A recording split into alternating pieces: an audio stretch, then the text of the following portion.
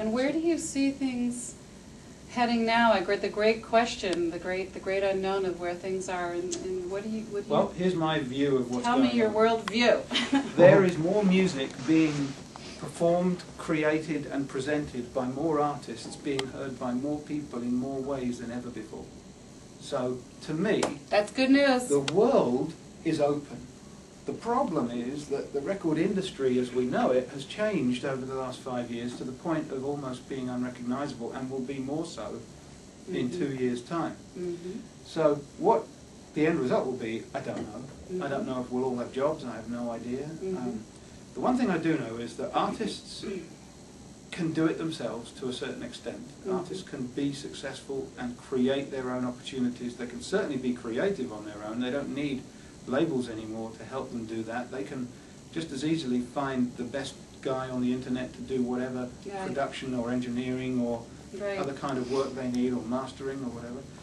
But artists still want the availability of someone to help them either be a sounding board or help them do something that they on their own can't do, or maybe help shape something that they can't shape on their own, or they've reached a certain point and they know they have to have help. That's one of the elements that may be useful for a record company to step into, certainly from a creative A&R point of view at least, because the role that we play is very much being, I mean, I like to think of myself as a collaborator when it comes like to working with artists, to help them guide them through whatever their vision might be, guide them through to that logical conclusion so that it all feels like it's a seamless thing, but sometimes it takes some pretty circuitous routes to get there.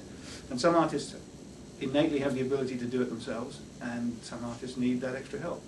And a lot of the projects that I've been involved with of late are of artists that have actually done a substantial amount of the work themselves, and what I've been doing is kind of stepping in at a certain point towards the end of the situation, whether it's a finished album or a series of tracks or whatever it might be, to help finish it off and then put a plan together to release it through Decca. So when you sign, this brings me to my next question, when you sign a band today, you're pretty much looking for them to be pretty much formed, developed, and ready to go with a fan base, having toured. How does that work now? Sometimes. Yeah. There's nothing wrong with finding an act that has kind of created its own shape and is out there developing and delivering on touring opportunities or radio with an independent release or just viral success. As an example, we just signed a group called the Love Willows that are from Atlanta. I love that name, the Love Willows. Great name. It's a duo featuring a girl who was signed to Virgin as an independent, as a solo act. Her name was Hope Partlow. And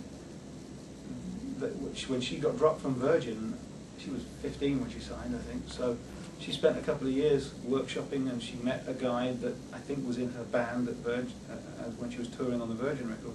And that guy ended up becoming her partner musically and emotionally, and they ended up making this record called Hey Hey that they did completely on their own.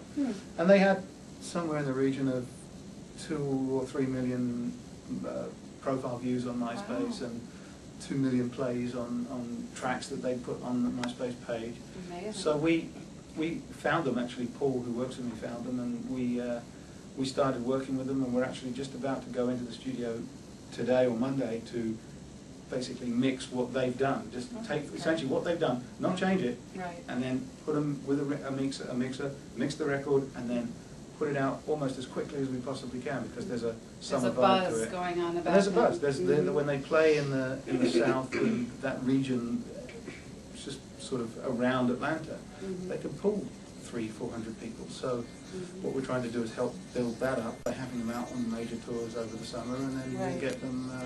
The record will come probably in September, but the single will be at radio, we hope, within the next six weeks or so. So record companies like your company still can be an amazing team, because you guys have all the wherewithal to do radio and promote and the bankroll, really, to do those things. Yeah, it's a tough position to be in when you are trying to build a project. It's difficult because it costs a lot of money.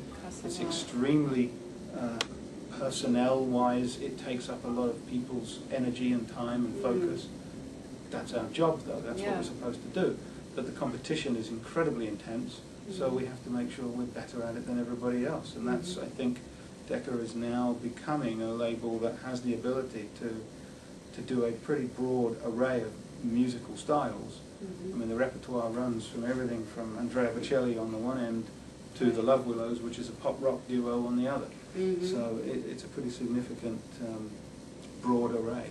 It's a huge But our job is to make sure we can develop these projects and do it swiftly rather than take a long time doing it, because the attention span these days is so short, so much shorter than it used to be. Now, do you think that it's, you know, this is a question I ask a lot of people, is it a singles world now? Is it still worth it to make a full LP?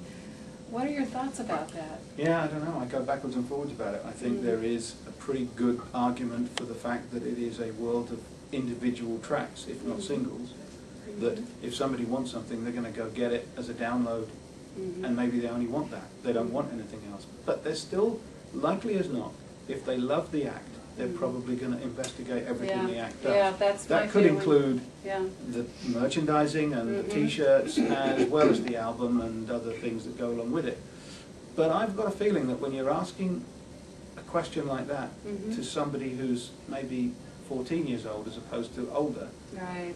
their different. world is, the perspective is completely different. They're looking at it from, when's it on iTunes? When am I going to be able to get it on iTunes? When am I going to be able to hear it as a free download on iTunes? That's kind of what they... Yeah, that's what our kids do. Right, that's what they want. They want it for free. But Yeah. if they get that, then they'll tell all their friends, and then some of their friends who may or may not be able to get the free one will probably pay attention to the full record because they like what they hear. And they'll go see the concerts. And they will go see the concerts, and they'll hopefully buy whatever they can buy when they're there, as long as there's some kind of disposable income. That's right. So, Now, are concerts more, I mean, touring is probably more popular than ever right now because of the nature of the business. I think if an act needs longevity or wants longevity, it's going to need to tour to prove that it can get longevity.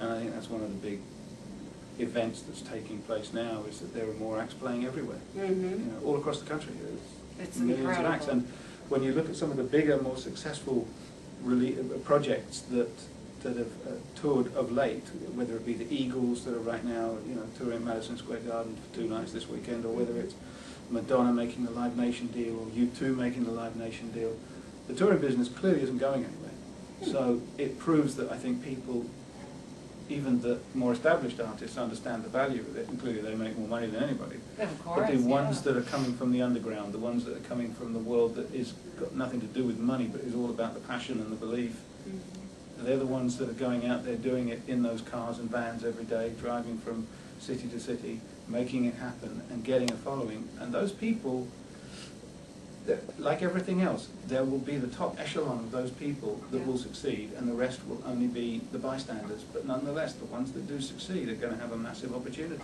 Yeah, yeah, that never changes, and great content never changes. That's part of, I think, the biggest problem that we faced as a business, is that we didn't pay attention to the content as much as we should have. I think that's one of the reasons why we're in this mess. Yep, I agree with you, David. Of course, not you personally. No, because I think the records I've worked on are brilliant. But You have brilliant, great ears. But yeah, I think great content is irreplaceable and always needed, and in every part of the business. Yeah. So, yeah. but my final question would be, what would your words of advice be to an up-and-coming band that would look to get signed at Decca? What would you tell them to, how would you tell them to prepare? There are a few prerequisites. Okay. Number one, great songs. Number two, an ability to perform those songs brilliantly. Number three, do it yourself as much as you can. Right. And number four, if you start building that fan base and getting a momentum, you need that online presence. So you've got to build the online process. And whether MySpace is going to be it a year from now, who knows? But right now, if everybody looks at MySpace as a gauge, you've got to know that you've got building a momentum through that process.